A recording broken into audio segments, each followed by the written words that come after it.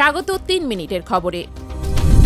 সন্ত্রাস দমন ও আইন শৃঙ্খলা নিয়ন্ত্রণে অপারেশন ডেভিল হান্ট নামে বিশেষ অভিযান শুরু করেছে যৌথ বাহিনী।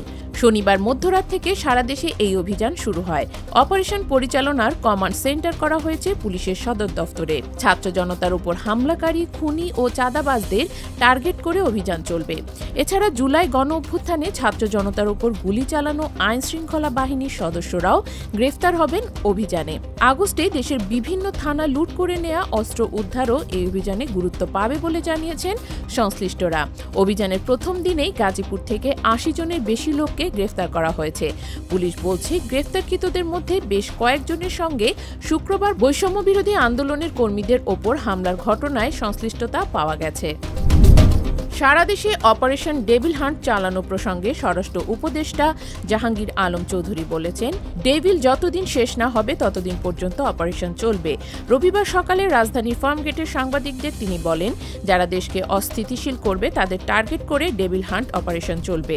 এদিকে রবিবার দুপুরে সচিবালয়ে স্বরাষ্ট্র মন্ত্রণালয়ের সিনিয়র সচিব নাসিমুল গনি সাংবাদিকদের বলেন, বিপ্লবের পর কেউ পরাজিত শক্তিকে রাখেনি, কিন্তু অন্তর্বর্তী সরকার অতটা অমানবিক হতে পারেনি। সচিব বলেন, যৌথভাবে সকলে মিলে অপারেশন ডেভিল হান্ট করা হচ্ছে। যেসব জায়গা থেকে দেশকে অস্থিতিশীল করার চেষ্টা করা হচ্ছে সেটাকে নিউট্রালাইজ করা হবে।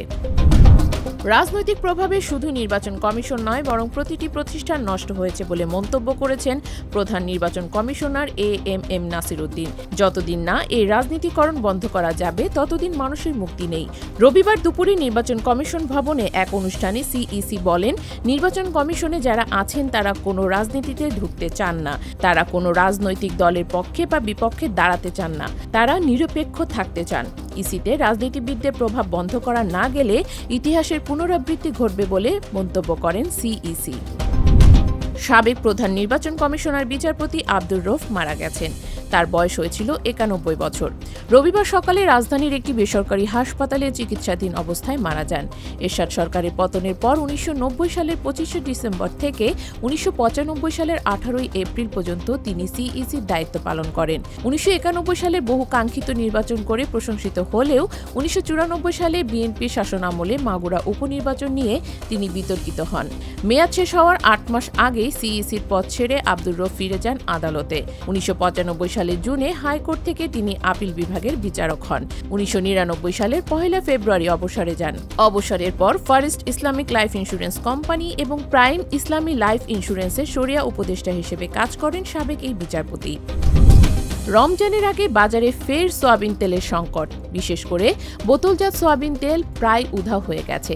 রমজানকে কেন্দ্র করে দাম বাড়ানোর জন্যই ব্যবসায়ীরা বাজারে বোতলজাত সয়াবিন তেলের সরবরাহ কমিয়ে দিয়েছেন বলে অভিযোগ উঠেছে। খুচরা বিক্রেতারা বলছেন, চাহিদার তুলনায় খুবই কম তেল সরবরাহ করছেন ডিলাররা। কিছুদিন আগেও দাম বাড়ানোর আগে বাজার থেকে তেল উধাও হয়ে গিয়েছিল।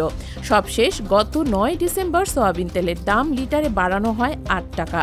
এদিকে গত জানুয়ারি মাসে সয়াবিন তেলের দাম বাড়াতে বাণিজ্য মন্ত্রণালয়ের প্রস্তাব দিয়েছে ভোজ্য তেল ব্যবসায়ীদের সংগঠন। তবে বাণিজ্য মন্ত্রণালয় থেকে এখনো দাম বাড়ানোর বিষয়ে কোনো সিদ্ধান্ত নেওয়া হয়নি। ধন্যবাদ এতক্ষণ সাথে থাকার জন্য।